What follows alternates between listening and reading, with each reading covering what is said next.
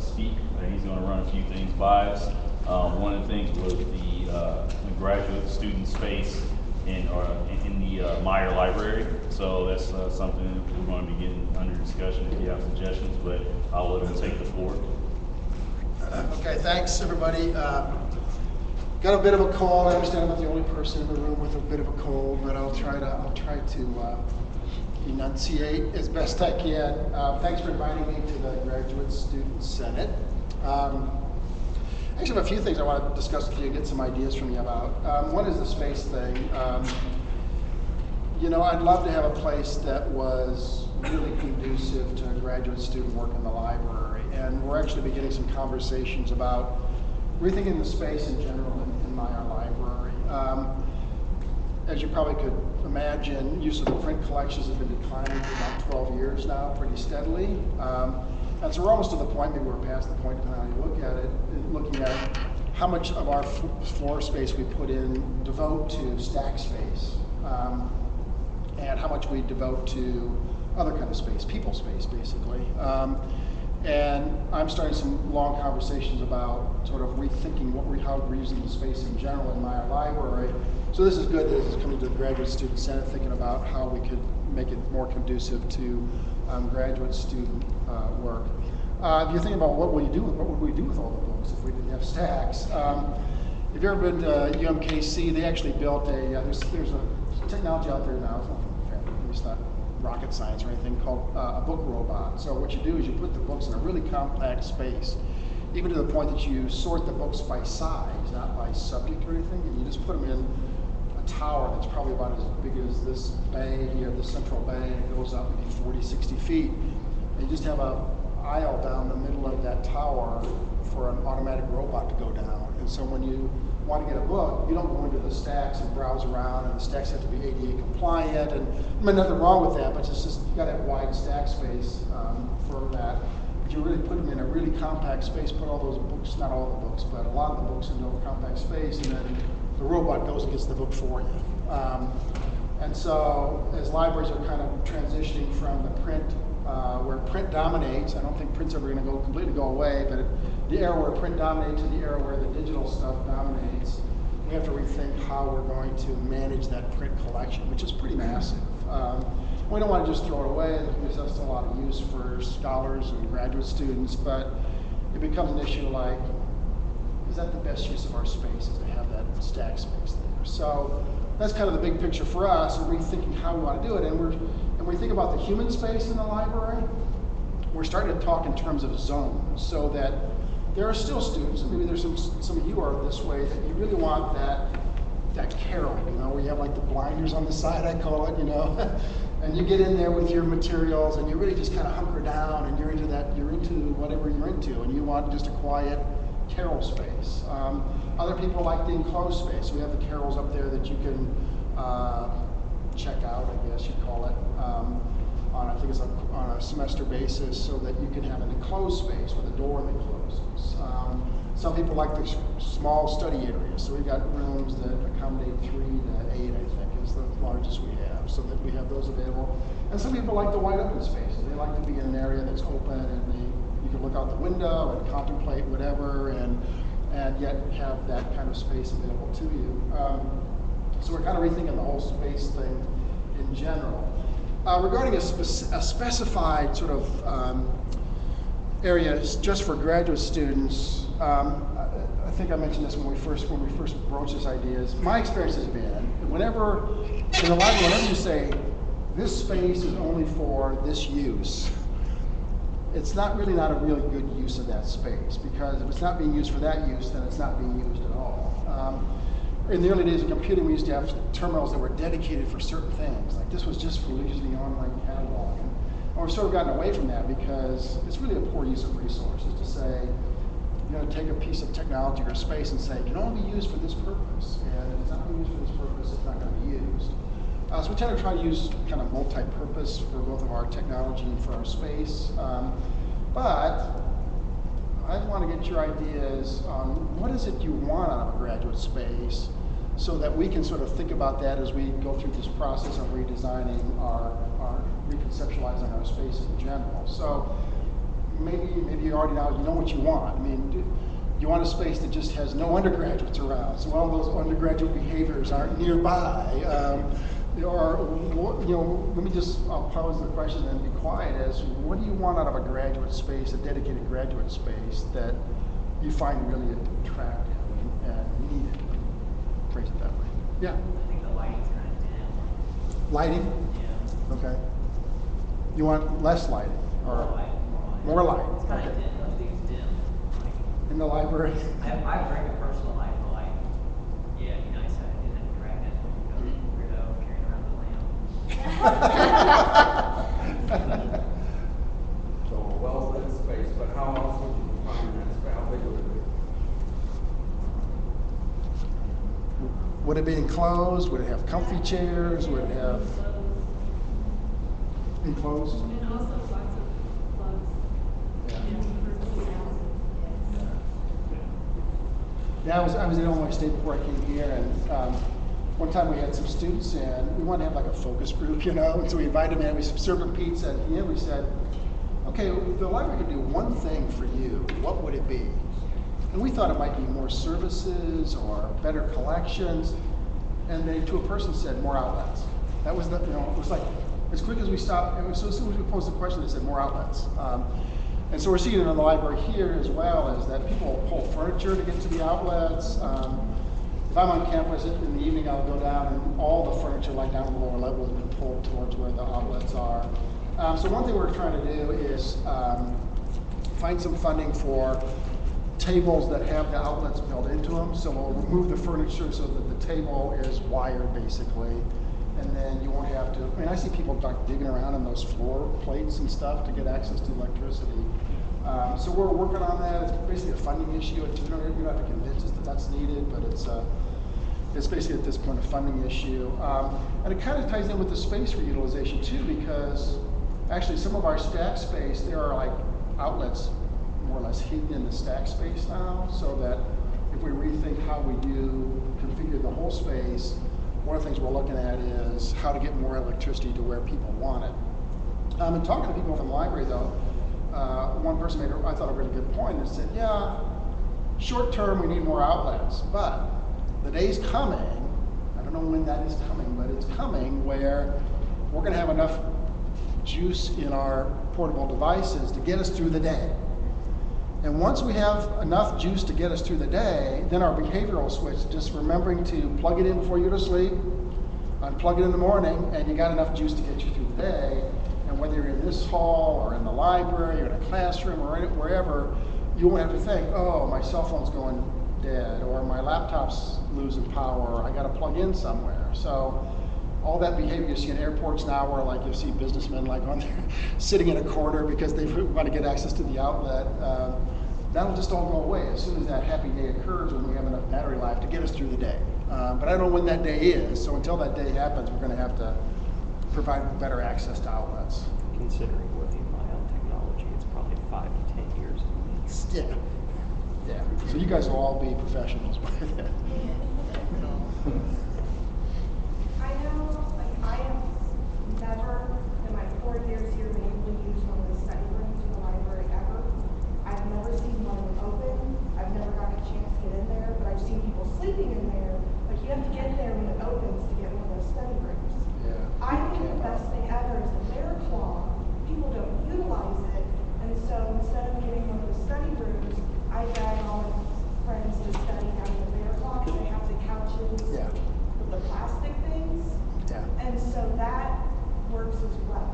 And that kind of ties into the zonal concept is, it used to be that when a library was being renovated, it would be like, okay, what furniture we're going to buy? And you'd buy like, 1,000 chairs that were all the same type. And now it's more like, well, let's have some comfy furniture.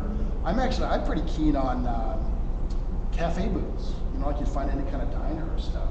Just kind of defines the space. Maybe you can put kind of like a little riser behind the booth, so it kind of defines the space, but it's not enclosed in the same way that one of those study carrels is. So we are thinking in terms of comfy furniture, diversity of furniture types and arrangements, and just kind of trying to find spaces so that you feel like this is my space or our space, but it's not as locked down, way as 4 walls all the way to the ceiling kind of thing, with the door that When closes. you do that, is there a noise problem? The only time I've ever noticed a noise problem in the bear claw is when like an entire chemistry class comes in together to do like a tutoring session. Yeah. Just because I don't see a lot of people using it when I'm in there. But it seemed like before the bear claw, you either had a table or you had the study rooms, and that was it. So Yeah. I think the bear claw with those plastic walls Yeah. and the couches is a good. There's kind of like space dividers that can define the space and yet not lock it down, put them on wheels and stuff. All this cubicles, everybody thinks, Right. you have to work in them 24/7. Yeah. 40 hours a week, yeah. Yeah. One of the suggestions that came out the last meeting, I believe, when we were talking about this was actually an area in the Bear Claw. So I guess specifically for graduate students, and I don't know if there's a space always being utilized there. I'm not usually here during the early part of the day, but and also another idea, I can't even remember if it was someone else's idea or my idea, but it came out of the meeting, was that because the carrels are so backed up upstairs for research, that we could, that graduate students could possibly have a service where we leave materials that we can check in and out, so we don't have to carry them everywhere if you're doing an intense amount of research.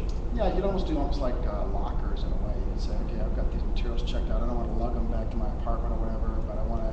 It'll be something like that. It can either be lockers where the person will have the key, or if you use circulation, because I used to work there, and I know whenever the library is open, someone's always in circulation. So, because I know they keep books for people on reserve, and they come pick them up. And I thought, well, would it be a huge stretch for them to keep people who are doing a lot of heavy research and got all the books in one places? Would that be possible? Because since the carrels are backed up for semesters, I mean, I know there's a long list for it, then that might be a possible, alternative to not being able to get into a study carrel and, just going to the library and using that as a service. You have to make sure everybody checks them out before they stick them in their locker. Yeah, You know where they are. or maybe I was even thinking like we have these little things that are called book trucks, like you can put 2 shelves of stuff you can put on there on wheels, and so you can almost like say this is your book truck. You can put check out all that stuff, and you put it on that book truck, and then you just come to the circulation desk and say, give me my book truck. And they wheel it out, and say, here you go, and you take it somewhere wherever you want to go. You go to one of those blinder carrels, or in one of the rooms, or Bear Claw, or wherever you want to go with it. Yeah. Be an option. The other option that other universities have done is to make the study rooms reservable. But first you got to have some software. I know North Carolina State has some really nice software that you could say, okay, we're meeting in this study carrel from 6 to 9. We got it reserved, and you can put it on the website so anybody can see that. And that'd be an option. Policing then though gets to be just a staffing issue. If somebody's in there that's not, and they haven't signed up, and somebody else has signed up, who mediates that, and it just kind of gets to be a logistical issue. The undergrad university that I went to did that. All you had to do was sign up online, and you kind of knew as a student, okay, what were the busier times, so you would know to reserve X amount of days in advance. Obviously during midterms and finals or something like that. They worked really well, and what we did was, if I remember correctly, they weren't unlocked. They were something to where you checked in at the desk right there, and they said, they looked at your ID and they were like, yeah, you did reserve this room, and then they'd say, okay, go ahead, and then at the end of your time, if you weren't out, they'd come and basically tell you, get out. Either there's time, or if there's time, there's a slot, there's another hour slot after that's not been reserved, so if you want to continue on, or I use them a lot. I saw that they worked really well doing that. So maybe we should investigate. I know that North Carolina State software, I think, is freeware or open source software. So maybe we could I'll look into that. I was going to say, as far as software to keep track of it, you might also check, because Conference Services has an online tool that they use. I don't know how much reciprocity there is there. I don't know either if it's a site license or not. I'll look Yeah. and see what they're using. I honestly don't know how Plaster schedules their stuff. If you want to have a room, how do you do it? Through conference services. Okay. So we'll look I at don't it. know. Look and see what rooms are already scheduled. Yeah, And then put in a request Yeah. for one that's not scheduled at that time slot. Yeah. The So- calendar's there. The other thing is that we have, I call them neighbors in Meyer Library. They're not really part of the libraries, but they're in there. Like Bear Claw is not really technically part of the libraries. They don't report to me. The computing lab is not part of the libraries, but it's kind of a growth area. It's going to keep growing. It's going to be one of the biggest. It's going to be the biggest on campus, I think, starting next semester. I haven't told this directly yet, but if you go up to the second floor and look at that computing lab, it is like the worst possible place to have a computing lab. It's got all those south walls, window walls, and the outlets are, there's a lot of space between those. There's all the tables are lined up. If you look at it, there's a lot of space between those tables. It's really just a poor, it's almost like if you try to make the worst choice on where to put a computing lab in that building, that would be the spot. You know, again, I'm looking at the whole thing. I mean, I think that if we could free up on like the north side of the old part, the east part is the old part of the library, and make that a big old computing lab and make sure there's enough electricity in there, and they can reconfigure the space if they want to as well, because they're getting some feedback. Students don't like workstation 20 inches over another workstation all lined up in a row. They want more kind of modular stuff. Then I think it'd just be a better use of that. Then we could have that whole really nice south area opened up for different kinds of workspaces. So that's all good. Somebody mentioned, or reminded me, is that you all get the word that we're going to stay open 24 hours during finals. Beginning Sunday morning, I think is the 9th, week from this Sunday at 9 a.m. We'll just open up, and we'll be open until like Thursday evening at 10 p.m. So during finals, you don't have to, the way I'm saying is one less thing to worry about. You don't have to worry about is the library going to be open? It'll be open. So we're going to try it as a trial for this semester and spring semester, and we'll do like hourly counts of who's in the, how many people, not who, but how many people are in the building and where they are. And then we did that when we went from midnight to 2 a.m. and I saw the figures. I was really shocked. We often had over 100 people when they did like a 1 a.m. census. We had over 100 people in the building on a lot of nights during that trial year. So we're going to do the same thing and see how it works out during finals and see if we can sustain that. Yeah, I don't know what people's schedules of the library use is during finals week, but I think during normal school weeks, people that live on campus, they just run over to their dorm, residence hall, whatever they call them now. Right. And, you know, there's study rooms and stuff in there. But those people that are commuting to campus don't have as many options. If they've got a 2-hour break between classes, to go all the way home and then come all the way back again is a waste of time. Right. So Right. whether they want to study in groups or individually, I think that graduate students probably proportionately make up a lot of those folks who are commuting and need a place for an hour or two. Right. It's not that you're undergrads, some of them live on campus, but Yeah. We're going to try to stay open 24 hours during finals and see how that works. I think I just want to run another thing I want to run by the group is, do you know all that software like Zotero and Mendeley? And it's like if you find something, you can, whether it's in a journal database or on the web, you can, with a lot of software, you can capture the whole full text and it'll create a citation for you in whatever style format you want, like Chicago Manual style or APA, or it sort of captures the metadata and then it captures the full text, and it's, are any of you doing any of that now? Are you using any of that? I'm not exactly sure about that software, but I know some of my students have been using software similar to that. There's a lot of it out And there, I've but Zotero's been around for a while, and noticing that while it's almost correct, that it's, you know, I'm told to grade pretty harshly on APA, and so it's not always perfect. yeah. So I'm just And not sometimes sure. it scrapes the metadata incorrectly so that it doesn't get like Yeah, to all I the mean, sometimes authors. it puts it in the right order, but the formatting is off a little bit. Right. I haven't used this particular one. But usually you can output it as Word or whatever, Open Doc, and then you can clean it up. So it sort of gets it close, and then you still have to do the copy Right. editing kind of stuff. Right. It's just about whether people do that. Well, the reason I bring it up is that one of the things we've been talking about in the library for a couple of years is we could get a site license to one of those software packages, and we're just trying to understand if there'd be enough demand for it. So I think grad students and faculty, maybe, I don't know, maybe I'm shortchanging the undergrads if they use it. I think that they would definitely use it. I know that's a major area because we're very strict on APA and COM, and I know that's one of the biggest areas where my students struggle is with just citing there, and I go over and over and over again. So Yeah. that might be helpful. The one we're looking at is called RefWorks. Sometimes if the computer does it for them, they never learn it. Well, If you want them to be able to learn but it, some you of them don't. aren't learning it anyways, and then I go over it 6 times and they still just won't learn it. So I'll be I the don't know. dunce. I still don't know how to cite everything properly. And I review citations for a living. Oh, I'm always looking it up. So, I'm gonna be honest with you, I could care less on a day-to-day basis how it's supposed to be done.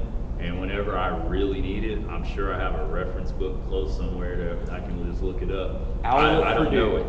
I don't know it, I promise you. But the thing about this software I know who is did it's it. kind of grown to not just citation to a lot of the software now. It's like you're developing your own digital library in your subject area, and it provides like keyword searching across all those documents that you capture. As soon as you say I want to capture this, it becomes part of your corpus, and it like indexes it so you can search across it. Can And, you refer back to it like a semester later to something well, yeah, I to think you save it where- as long as you know. Because that's something that I've also noticed when I'm going through and pulling articles, they only are captured in my folder for the time that I'm logged on. So that would be interesting to also capture it and then be able to go back to it. I'm pretty sure that you at a can. later You probably date. can tell where you want. You get some cloud storage thing, or on your hard drive of your laptop, or whatever you want.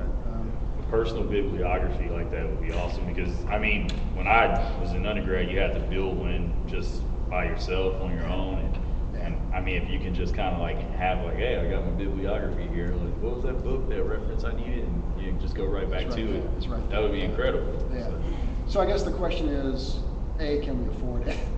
Got to find a funding source for it. And then B, kind of the downside with that is it would be an institutional solution, so that if whatever we chose, that's what MSU would offer. You're welcome to do something else if you want to, but we probably realistically would only offer one solution. So if it was RefWorks or something else, that would be sort of quote unquote the official one. If you want to do something else, it's your business. But you know, and maybe some professors would say, well, you got to use RefWorks. I don't know why they'd say that, but Do students have, or still have, because I know, I've heard that they used to, faculty too, I think, certain amount of space on the university server that you can put things up on, you know, store it there, and then you can be at some other computer and you can pull it back down like a personal. I think you have to hard drive. sign up.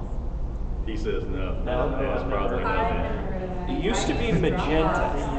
Yeah, you have a SkyDrive But- to your Outlook, to your email. Yeah, that's not through the university. that's That's Microsoft. Just, Microsoft. Microsoft Yeah. But toss it's in. pretty terrible to try to use. Yeah. Yeah. It's not. Dropbox is very friendly. Well, obviously, I don't use SkyDrive. I use the Google Yeah. Cloud. Google Drive. Yeah, I'm a Google Drive person. So So. everybody has designated spots.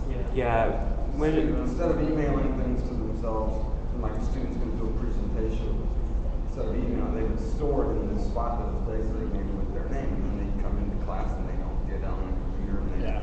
open up their PowerPoint or something from there. You know, I'm a non-voting member of the IT Council, but I think that's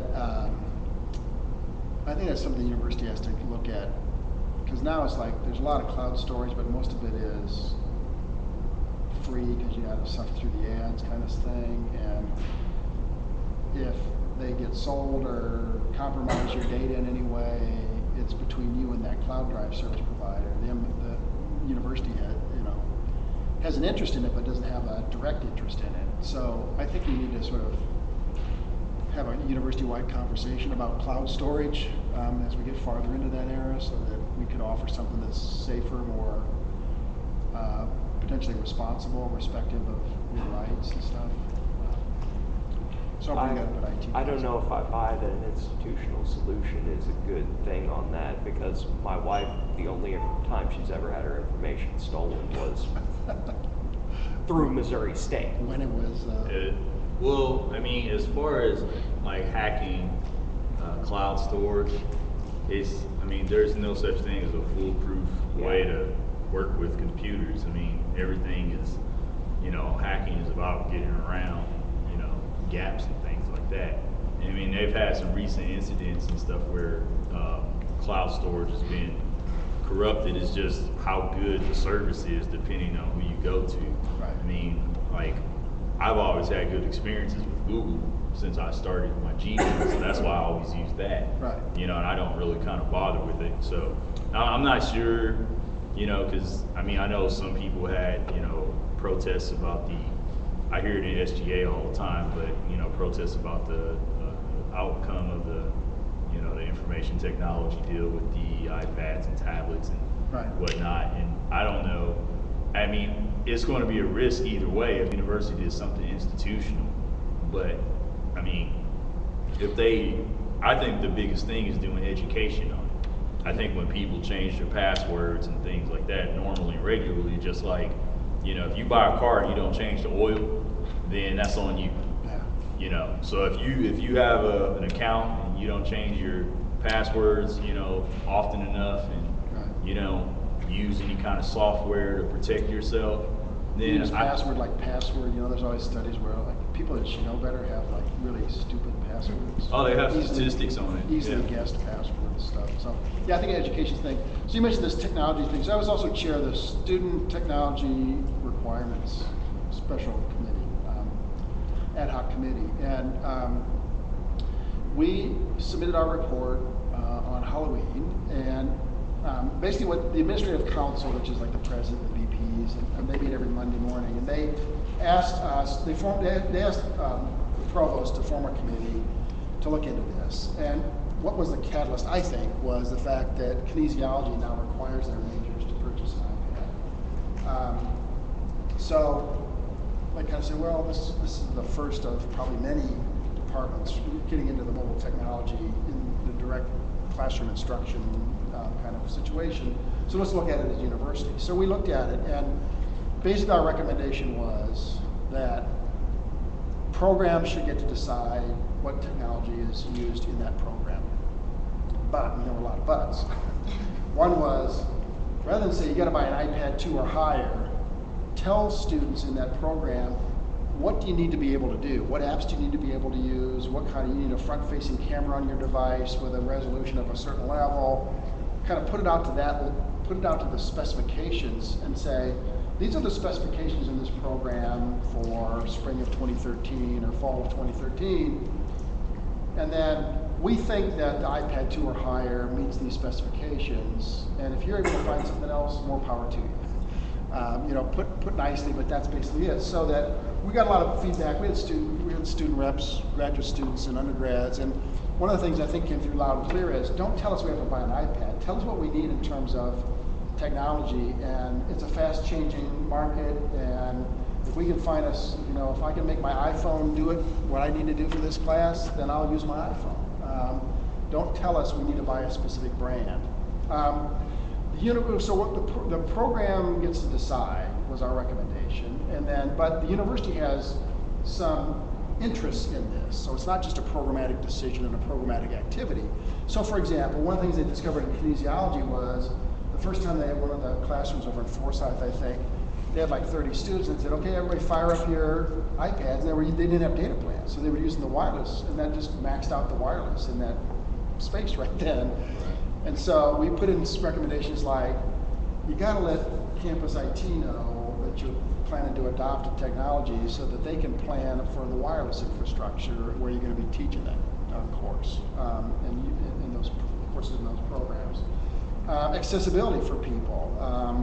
We got a great accessibility group in my library, But they can't help if they don't know what you've decided to use. And then, so you should consult with them before you make a decision as a program, what technology you're going to sort of recommend so that you can make sure it's going to be accessible to all the students. There are going to be reasonable accommodations for students that have challenges. I have a question about the wireless, and so like, you know that you can change your password every certain amount of time? Yeah. Now I don't think I can access the internet, I'm not sure if that has anything to do with it. Because. Yeah, what happens is you have to, when you change your password, then like you got to go in and change it on your smartphone, you got to change it on your I still laptop. did it, it still doesn't work. Yeah, at some point it wouldn't even like pop up to allow me to change my password, I changed it to, and then when I plugged it, wasn't registered. Maybe I don't understand my device, and that's a Yeah, possibility. but you can actually take your device to the on the second floor of the computer lab. They have a service desk there, and they claim, I heard it, maybe you did too, is that they don't care whether they don't have like an official list of officially supported devices. You can bring in pretty much any device, and they'll try to make it work for you. So. It's been really helpful with me. I just took my stuff in. Yeah. I had a problem with the same situation, password, login stuff. They fixed it. I think the one thing that they kind of draw the line on is I don't think they allow drop-offs. You can't drop it off and say, I got to go to class, I'll be back in 2 hours you to have to- fix it for me, I'll be back. I mean, it's while you wait kind of thing. But- They've helped me also with my devices, so, I mean, there's just sometimes, you know, you go there too, I couldn't get on because it was so busy at one time that I just couldn't get on wirelessly. It got booted off, so I just hooked into it with the wire. I took a wire out of one of the desktops there and just plugged it in. But there was another time I was trying to log in, and he had to go in and do a bunch of stuff that, you know, I kind of got an inkling of what he was doing, and I was able to do it afterwards just by watching him. But you know, they'll usually help you. So. And my understanding is for speed and security, wired is still a lot better than wireless. It's just the convenience of wireless, you know. You can probably get a pretty good signal here, you know, maybe right now. And their goal is to have all the buildings pretty much wireless by next summer, I think. And they'll start working on the open spaces, which is So instead of putting outlets in, they also maybe put in wires, places where people can bring their own ports and plug them in. Well, you know, I'm thinking that a lot, especially undergraduates and high school kids, the idea of being plugged in and tethered that way is like, what are you talking about? You know, I don't think they own a lot of those cords. that's like having a landline for them. I think it's just like, what generation are you from? They sort of assume wireless is going to be there now, and it's going to be that's their main way of So connecting. oblivious to the point you just made that it's faster and more secure than wires. Yeah, and I don't think a lot of students, especially undergraduates coming up, have any idea of bandwidth. It's like, what do you mean I'm hogging the bandwidth? What does that mean? I don't think they know what we're talking about. So I know my kids, I have 4 kids, and like they max out the wireless in our home all the time, watching videos, and they're oblivious to it. They're just doing what they want to do. They're not thinking about responsible computing in that sense. You know? I don't want to take all your time, but just a couple other things I want to mention. Don't know, we're working on developing what we call collaboration stations. So these would be tables, big old monitor at one end. You come in with your device, plug it in, you got some kind of a button that says, I want what's on my device to show on the big screen. You get 3 or 4 people around that table, you're working on something, and somebody else says, I want to show what's on my screen now, and you press a button and theirs shows up. We're hoping to have those, at least one by spring. I think it'll be really popular. When I was at Illinois State, one year we went from having none to 7 in the library. They were so popular. So we're working on those. The other thing that, like I said, print's not going to go away. I think it's just going to it's going to be a sea change from, maybe it's already happened, from, especially in the journal literature, from mainly print to mainly electronic. But we still have some photocopiers, and we're thinking people don't want paper to paper anymore. They want paper to digital. So we're investigating simple self-service scanning stations. So you got a print document, chapter out of a book or something. You come to this thing. You can send it to Google Drive. You can send it to a jump drive if you want to. You can email to yourself. You can do PDF, Word, color, black and white, grayscale. Yeah, but it's like. You ever go to a restaurant where they go around, the wait person goes around, they got that kind of touch screen, kind of they punch it in your order. It's like that thing. It walks you through what do you want, where are you going to send it, and then you scan it and you're gone. And you could either scan it and have it in your email wherever you have access to your email, or put on a jump drive, or whatever you want. So we're looking to try to get those things going. Hopefully spring semester. It's mainly a funding issue, but we think that's the way. And we're trying to make it so that it's no out-of-pocket expense for you. So you just scan and go. What's the copyright issues on that? That if they scan it, they can send it to 100 different people. Yeah, actually, ultimately, it's the user's responsibility to respect copyright. Now, I think next to our photocopiers, we have like the language from the law that says what you're supposed to do. And whether you choose to look at that or not is your business as the person making a photocopy. With these systems, you have to sort of, it shows up on your screen, and you have to say, like, I agree, or I understand, or something, so that's actually, it's not watertight, but it forces somebody to say, yeah, okay, whatever. It's like shrink wrap, It does the same thing with JSTOR. Yeah, do I ever read all those, do I read these terms, do I ever actually read the terms? No. And the courts have said, really, kind of that click-through agreement probably wouldn't work in a lot of courts, but it's better than nothing to say, here's the law, I understand, I've read this and I understand, and you have to say yes to that before you can proceed with the scanning project. Besides, the law hasn't even caught up to where technology is at I as know. far as copyright. I mean, my personal feeling is, if you want to control and manage intellectual property, managing the making of copies is the wrong way to do it. We've gone from an era where making a copy was really, scribes writing out copies of books, on vellum, to you make copies now without even thinking about it. When you pull something down off the web, there's a copy on your tablet device, and you're not even thinking about it. I'm making a copy. It's just happening. It's just endemic to the information infrastructure we have now. So I think it's just like, we got to rethink the whole thing. I'm not saying intellectual property has no value, but the way we sort of police it, making copies is the worst way to do it, in my opinion. I agree on that. That's progressive. And the last thing, which really doesn't have so much with, we're trying to, I heard you talk about sustainability, and I think the Board of Governors is going to have a big discussion about sustainability. Everything from what percentage of our electricity comes from coal-fired power plants. Making paper is a really nasty process in terms of, it's just really nasty. And so we're trying to do things in the library to reduce paper use. We're going to have SGA funded, we're going to have the first solar panels on campus on our roof probably in February, maybe January. And the goal is to generate enough electricity off those panels to operate the fountain. Not directly, but just to generate it, so the equivalent of what it would cost to operate the fountain out in front of the library and generate it off of those panels. It's kind of a test case to see if we're, it's big for us, but not, in California, it's no big deal to put up a solar panel, but it's kind of a big deal for MSU. So we'll be the first ones, we'll be kind of a guinea pig to see how it works, what some of the issues are on it. It's a big deal for Missouri too. Yeah, I was about to say that. So those are some of the things we're talking about. I don't know if anybody else wants to bring anything else to the floor. You can always contact me. I respond. Yeah, I saw I respond to you within about 5 minutes. Yeah, I saw that. I was on my way booking it already. I get my mail on my phone. It freaks people out. Like over the lunch hour, I respond. Like, where were you when you respond? That's for me to know when you define.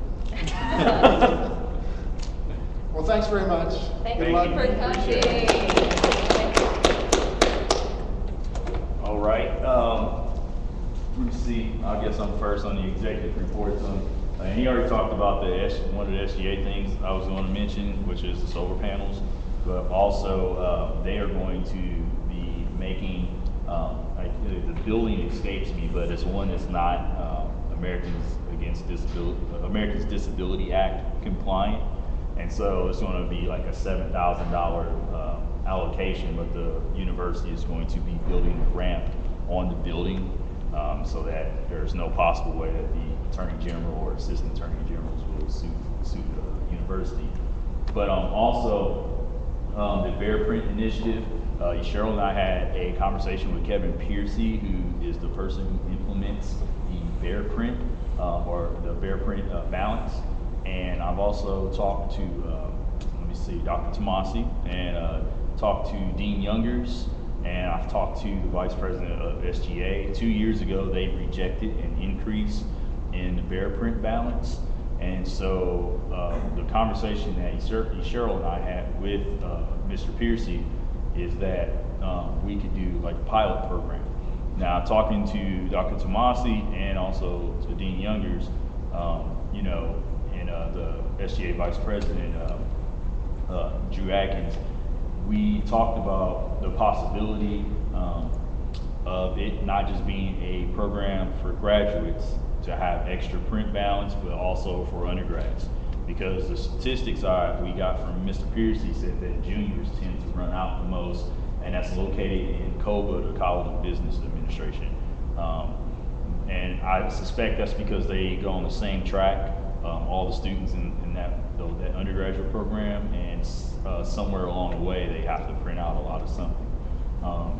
What this program that we're talking about doing would be to get additional information so that we can improve the data set that we actually know about, because what I've told people is that I suspect that graduate students, and maybe even seniors too, find different ways to print things off where they don't need to you know, go through other sources or channels, whether that be exploiting an assistantship or an office you work in or whatnot.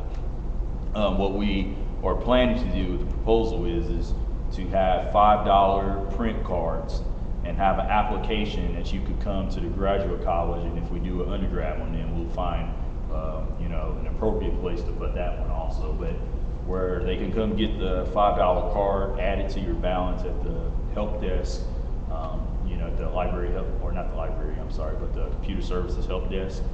And it would actually be a basically free card. What we'll be trading is information for the card.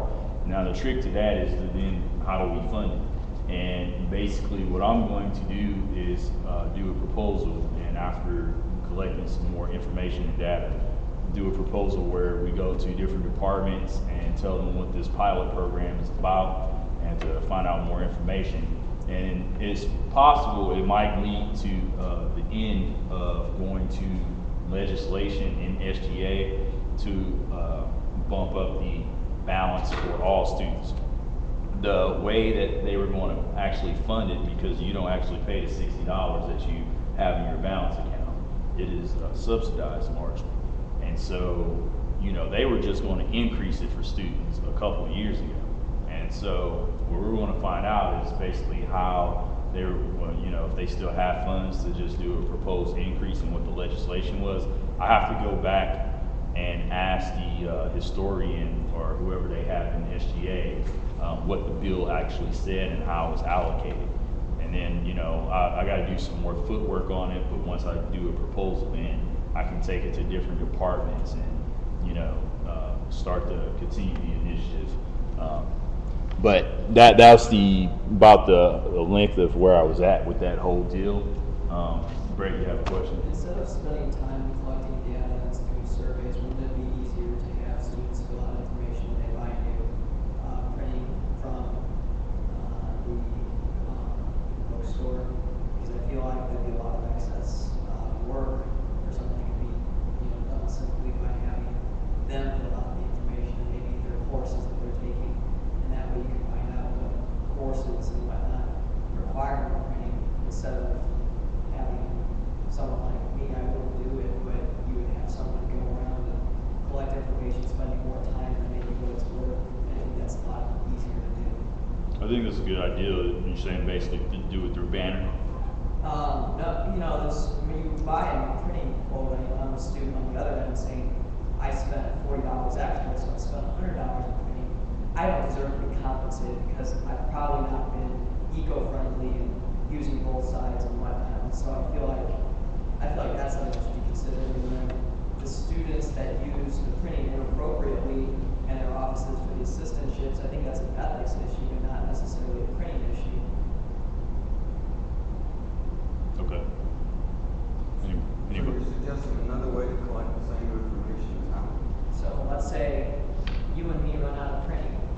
So we go in there and you say, well, I'm a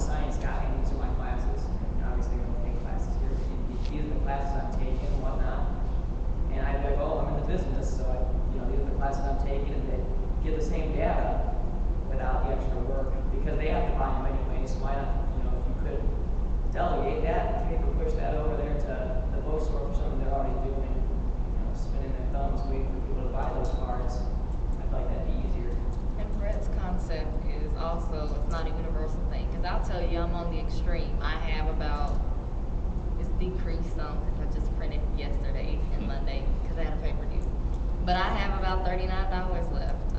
Some programs are more applied, so you're doing the teaching or you're doing the work post-class. So I don't want to get an extra $10, even though it's not charged, you know, it's an allotment or whatever. Sure.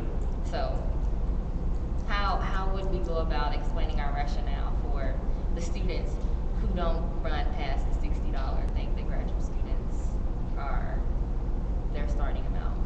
Yeah, and I'll get to you in just a second. I think that part of it is, okay, if you don't, you know, go over your balance, or you don't loot, or you don't know to use it all. You know, Dean Younger's mentioned, you know, well, can we do a carryover for some students, and then they just stay with that balance, and you know, over time, and then you know they reset it, and they have so many semesters on that balance. And I said, well, I mean, that's something to look into also. Like I said, I've got a lot of ideas and stuff, and basically what this is going to be is like trying to, you know, coalesce these ideas into a workable plan and solution.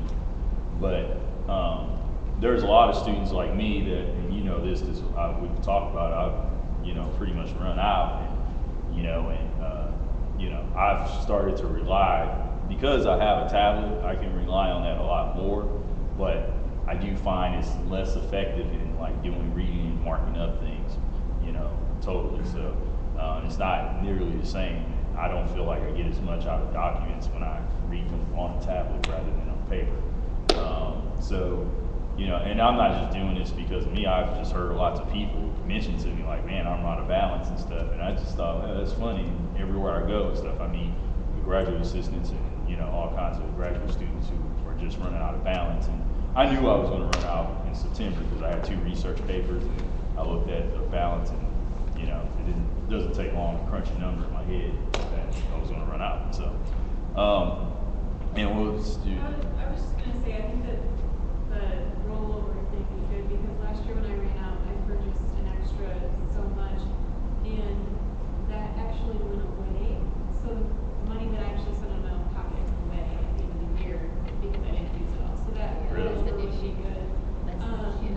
Yeah. No, yeah, That's different. I Coming out of your pocket, you know. well, I mean, it's also coming out of your pocket because you pay to go to school here too, though, in a way. I mean, they do subsidize it, but they allocate you so many funds, and everybody's allocated those funds. And let's say you don't use it all one semester. Well, let's say you just got a heavier semester the next one, and you know, there you go. So it's like you're being punished or penalized because one semester you line up classes in a way that you don't have to do a whole lot of research or writing or whatever, printing, period. Yeah, but that's an opportunity cost. I'll spend $10 more to get an A in that class. I don't think this is an issue, but maybe that's just me. But I'll pay $40 more, and each year I'll have an extra balance. So I feel like the way they have the system is fine. You know, for the students that go over their balance and you're in grad school is not that expensive here compared to most. I would say that, you know, going through the printing, I think is kind of a bit of a raise tuition on it. Yeah, that's the best way to do that. What if, as a pilot thing, if I think this might be what you're saying, Michelle. Sure. When you go in and you say you want the extra $5, what if you have to justify, or is that what you're saying? Like, you would have to say, like, this is why I'm requesting this amount? Well, the program that I'm thinking about, this pilot program, it wouldn't be basically you getting a card for, you know, a justified reason. It would be you getting a card in any case for whatever information you give us. So let's say that the potential application has what class and what you're doing. I'm working on a thesis, or I'm working on a research paper, or a presentation, something. And you tell White, just put down that reason, what class it is, what program you're in, and we'll have the information to know, well, these concentrated areas, and it's a resource if students become aware of it for them to take advantage of it. Because if you ask me, if I knew 2 ways to print something off, and I knew a way that was not intended to be a way that was used, like let's say like a not ethical reason, and then I had a choice between a way that people were providing an opportunity for me to do it in a very legitimate way, then I would choose the legitimate way. But because I come from, you know, like a poor area, and I know how people are when they don't have opportunities to do things, I know that some people will do things any way they have to when they don't have the opportunity to do it in an ethical way. So the program is basically for people to do things in a way that is out in the open. Like I ran out of print balance and stuff, so I don't have to, you know, use my office or my space or things that, you know, I don't really have the authority to use it in a way that's, you know, in a way that's not authorized. So if that makes sense. For you, if you run out, you buy it in school, and you know, the zoo has a better system where it just charges you. That would have been so much more simpler. Yeah. Instead of losing my balance at the end of it, I just get I have class, so I'm gonna be leaving in a little bit, but you know, if you run out, it should just charge you maybe you went over $6.72. Well, you get charged $6.72 instead of losing that $5.75 balance that rolled over because you had it by $10 or $20 and whatnot. I think that's a very quick switch, and I think when it comes from, you know, from a business background, instead of re-engineering, and sometimes it doesn't fit the model, that costs extra time, and the opportunity cost is not worth it. You know, sometimes it's easier to take, hey, our system's pretty good. I think a slight tweak instead of making us buy these extra cards, just charge it to our balance. Because I will pay $60, $70 extra to my account for something I need for a good grade. I feel like that's a little bit more accommodating than saying, okay, well, here's a balance.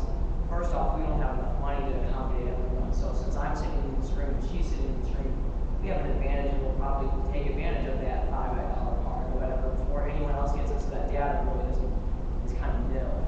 I think, you know, a slight tweak to a not huge existing problem would be a better solution. Yeah, I went to Michigan State for undergrad, and if you ran out of printing, you just logged on to, like, it's like the Bear print system, but you could put in, like, I need $5 extra or whatever, and it would just load it onto your account, and it would charge it to your account instead of, I think the most annoying thing, I don't mind paying for it, it's just that I lose it at the end of the semester, and I have to go to the bookstore to get a card with the code. And then you might. So you would prefer a a system that's more seamless. Yeah. I mean, I'm not like, trust me, I am the last person to be, you know, like, oh, I'm going to do this. So I like, whatever your ideas are, I will definitely take those into account, because I would like to do it the most efficient way possible. I don't even care how it gets done. Because like You know, last year, so. we're not printing a lot of student library at the time, pocket knife, I can't go to the bookstore to get, you know what I mean? So it's like if I can Right. just log on right there. Or it could just charge you. It could just charge you. Because like that. Well, yeah, that's what you're saying. It just pretty much charged you and you were fine, right? Yeah, you just go in and say, I want an extra 5, it was like, they charged me a page, so it was like, I want another 500 pages, and it just showed up on my bill at the end of this, or at, you know, my account balance. But- for this semester. Mine You know, just, mine you didn't have to buy anything at my university. It would just, when you hit print, it would just give you, okay, that's 40 cents. That 40 cents is added on. I never had to say, I need X amount of pages or X amount of dollars. I never did that. All you have to do is just I think it's more log into stressful the to watch page. the amount go down, even if it's not out of my pocket, it's just. Yeah. It was just an automatic, your username logged in, and it just kept tally of it like that instead of going to find the card. I love that this whole discussion is about a system that was originally implemented because 1% of students were printing 30% of the pages. I love that this whole thing was ridiculous.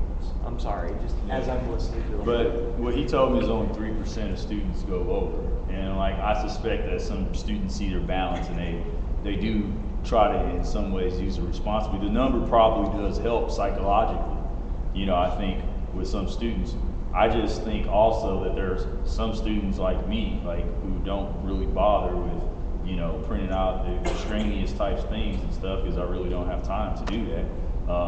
You know, whatever I'm printing out, I need, or I need to read or something like that. So, but then we're starting up a dialogue with Mr. Piercy, and we might have another go at legislation that changes the program, maybe similar to what you guys said. So, I mean, and we might not even do the pilot program. It's an idea at this point, but like we're just trying to start up some dialogue, and maybe we should have some more concrete things done. And, you know, like over the break, you know, we'll probably powwow on some things and figure out a proposal. And I'll talk to SGA some more too and see how willing the president and vice president are to maybe taking back that legislation is altered somehow from the last go at it, because they weren't there at the when that bill was rejected. So that's all I really have to report. And she's going to defer time to, or you got time to talk about it? Yeah, no, it's fine. Okay. You know, we talked, me and Cheryl, Dr. Fonzie, we went and talked about stipends and how, when they would be distributed. And, you know, one of the issues first was finding the right office, because they kind of have you going between, you know, offices and saying, no, that's payroll, no, that's HR, and it's whatnot. So once we figured that out, and we got, kind of talked a little bit to the, you know, the manager that manages the finances for that. You know, it's been a 20-year issue, and it's been that way, is what you said, right? Well, I've been here for over 25 years, and that always paid the students. You know, the first paycheck came in September 1st, or September 30th. So it's not just a banner issue, but back then they did a lot of stuff by hand, like computers are doing now. Right, and so having him there helped us a lot, because if, you know, he knew the stats and the numbers and all that, and you know, me and Cheryl were kind of just suggesting, hey, this might be an issue, and the first thing she defaulted to was saying that, oh, maybe it's the accounting software. I was like, no, because accounting software, they know how to manipulate that. So she's going to get back to us hopefully soon. You know, she's going to talk to you about that. And it's definitely a possibility, because I know, you know, there's accounting softwares, they can do that. You know, they can change the payroll systems. So, you know, we're crossing our fingers and hoping for that, and hopefully we'll get paid more at the beginning and a little bit less at the end, and split up, you know, a little bit fairer distribution. But that's kind of where we're at. Progress has been made. So it's just a computer issue for the most part, right, Dr. Marcy? It's a computer issue. They really. Well, doing anything in banner is difficult. But if they can get people to do whatever changes they need to do in banner, it should be possible. Dean Peters kind of explained the Information Technology Committee, but Brian, do you have anything to add to it? Okay. And Matt is going to be right back. I didn't actually put you down, Dr. Swanson, but do you have anything you want to tell everyone? And just one more thing that you can add to the pilot program for that. You know, if you say a certain amount of people are printing 30% or whatnot, you know, that's an auditing quick fix on that. You know, and then, you know, oh, why is it this high? And then you know, I think an audit would be a little bit, you know, a crackdown on that mix for the people that are using the printing appropriately would be more appropriate than, and finding that out than the universal thing. I'm sorry. No, you're good. I appreciate the input. I do, always. So. I'll see you guys. Ciao. Thanks. Bye. Yeah, have fun in class. I'll see you guys. Yeah, Liz is going to do the proposal for IDF. I didn't really prepare to talk about this, but let's see. I think Matt was just going to read it out loud to you guys, so I can start with that. But basically what we did was we had a few committee meetings and just tried to talked about what's happened in the past and just tried to determine what's the best option for this year, knowing what we know, keeping some things the same and making a few changes. So I'll just go ahead and read it point by, there's 6 points total.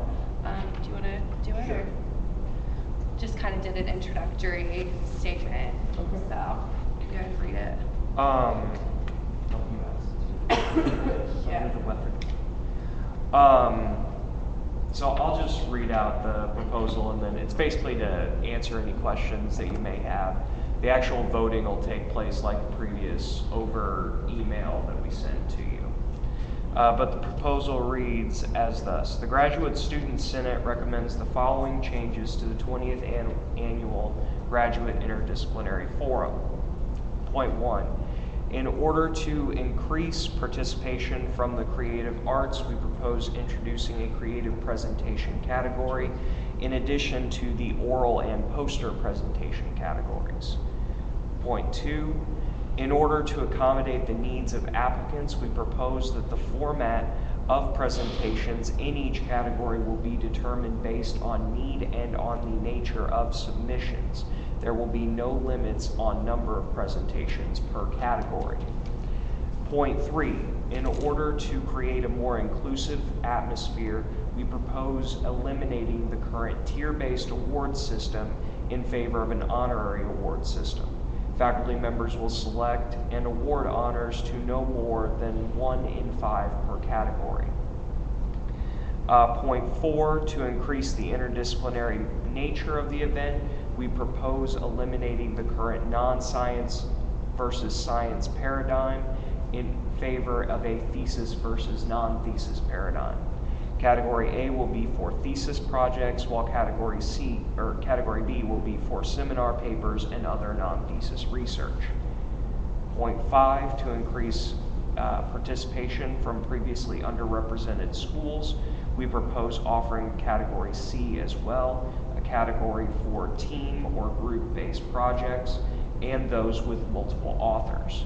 And then finally, Point 6, in order to better reflect other academic settings, i.e. conferences, classrooms, symposiums, we propose that oral presentation speakers be given an expanded time of 12 to 15 minutes to present. All of those, or at least most of them, are reactionary to previous things that have happened with the Graduate Interdisciplinary Forum.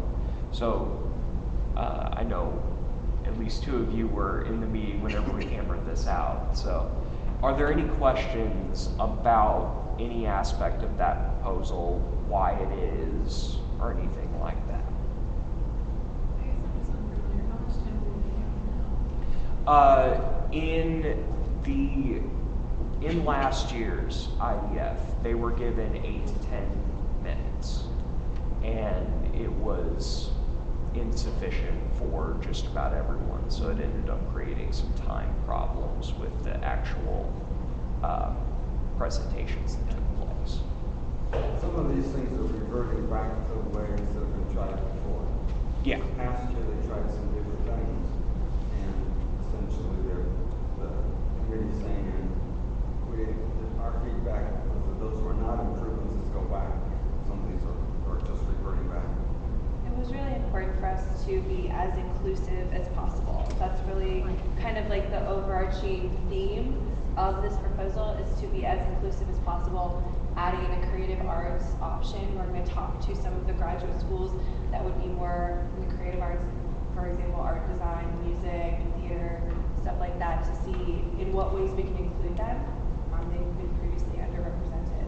And also, we want to be more inclusive, so that's why we're kind of saying everyone is invited. We're not going to turn. Last year we only had how many? 24. We only had 24 opportunities for an oral presentation.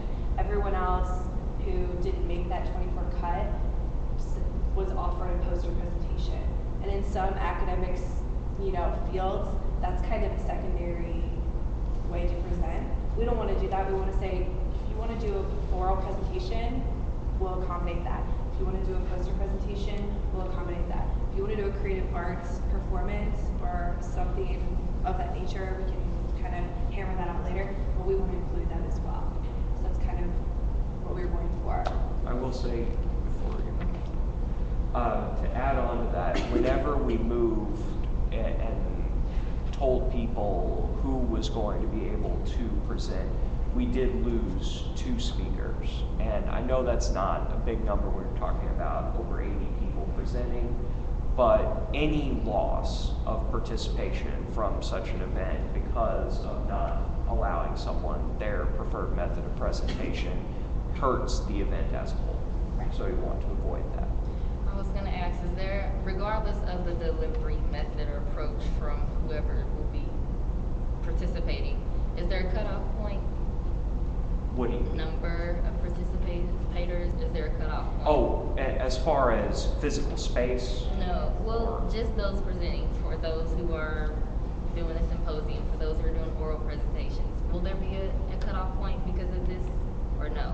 We don't anticipate reaching. The highest cutoff point, we've put it in place to where the maximum amount of people that we could have is 200. And the last year we had 86. If we get to a point where we have to deal with expanding it because the maximum is too low, I will be over the moon to where I will not care that we're talking about that problem. Yeah, we've kind of left that intentionally open for that reason, because we've talked about, okay, how many rounds of oral presentations do we want to have? Well, we're going to kind of wait and see what kind of submissions we get.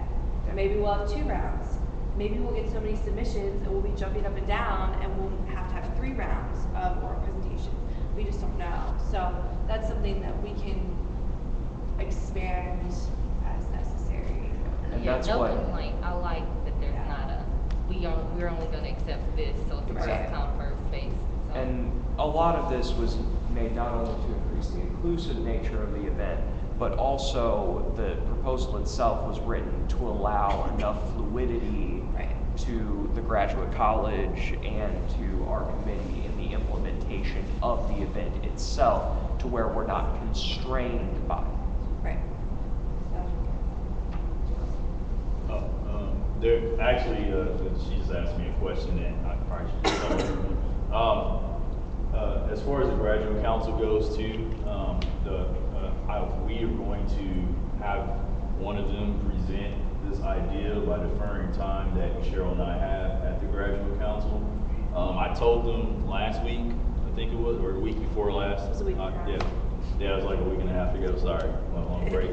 I actually told them some of the preliminary changes that you guys mentioned, and they like a lot of those ideas. I just want to have, this is your proposal, so at probably the next meeting that we have with graduate council, I'll defer time to, or one of us will, to one of you, so that you can tell them about the changes that because they really liked the expanded time for the presentations, and they were excited about some of the other implementations. So.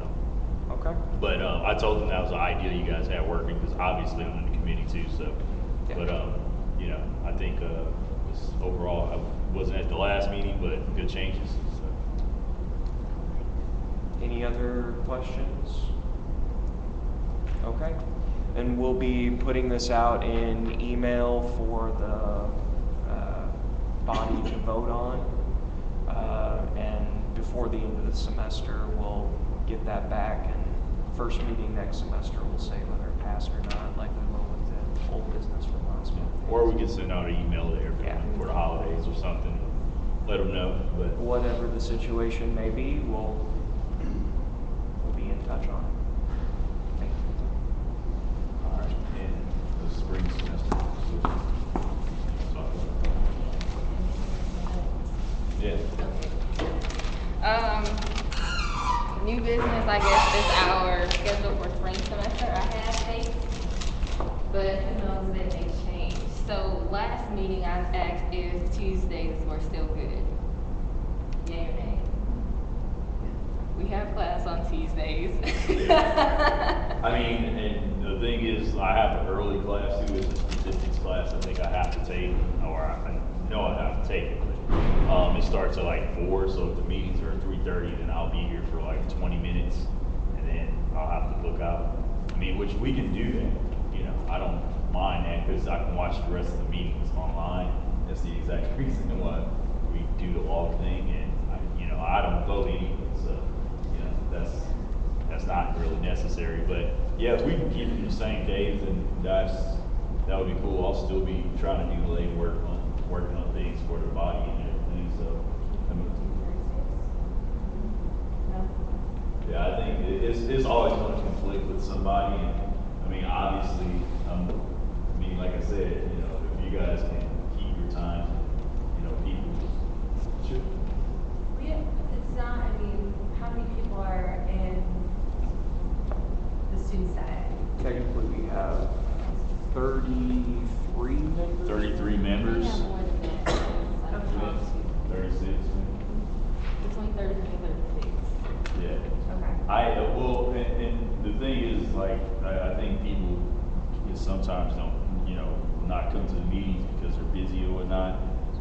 I understand that, you know, I probably, if I was an executive, would probably feel maybe close to the same way they were. But, you know, a lot of the things I do on campus is for the body, the people I talk to, and the things I go out and do as an advocate for it.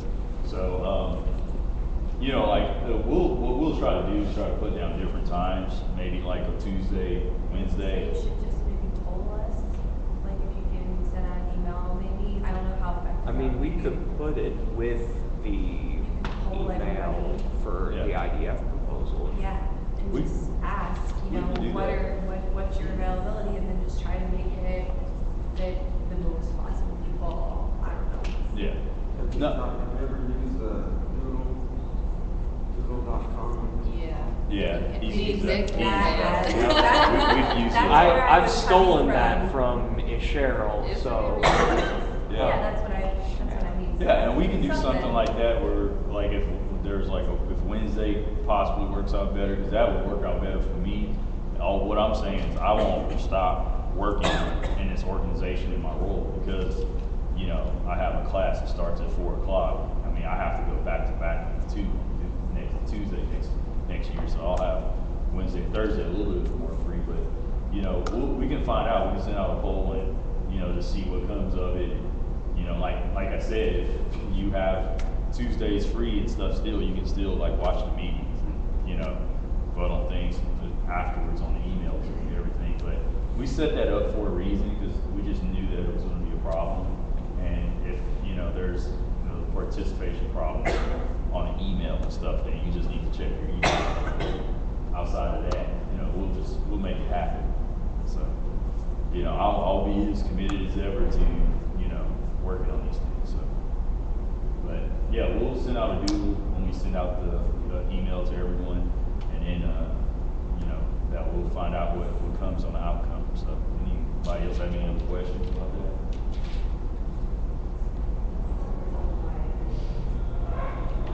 Hey, it's the end of the semester. It is. Well, that's it. This is going to be our last meeting for this semester. I really do appreciate everybody coming and participating, giving your ideas and whatnot. And then I guess we will contact everyone about the first meeting next semester and try to, you know, get a jump on the spring semester. So, especially, and I'm excited about the IDF output. So, you know, this should be exciting next semester. It should be a big event. So. Real quick, our next meeting next semester, I think I'm talking next week, is January 29th. And if I don't check the graduate college website, but they're always posted there if you don't hear from us. Next semester, I hope that we can do something. It's clear, it's very obvious or evident that our numbers have dwindled. So it's a general consensus. Yes, we're all busy. We're all graduate students. So that's there. But I would like for us, Dr. Tomasi said this at our first meeting, we can do something more than what's already set for us to do. I'm not talking about anything major. I'm talking about something to bring together all graduate students, if it is a social. And I hope that can happen. I look forward to it. I hope we actually accomplish that and get that done. So we can really do what our mission is set out to do, to increase the presence, to build the presence of the graduate students in it, to network beyond our individual programs, and to tackle issues, which I think we're doing a good job of doing, tackle issues that affect our specific population. So I look forward to the next semester and the excitement. If you have an idea as far as like social activity or program, you can shoot it to one of us over the break. So look forward to seeing you guys next semester.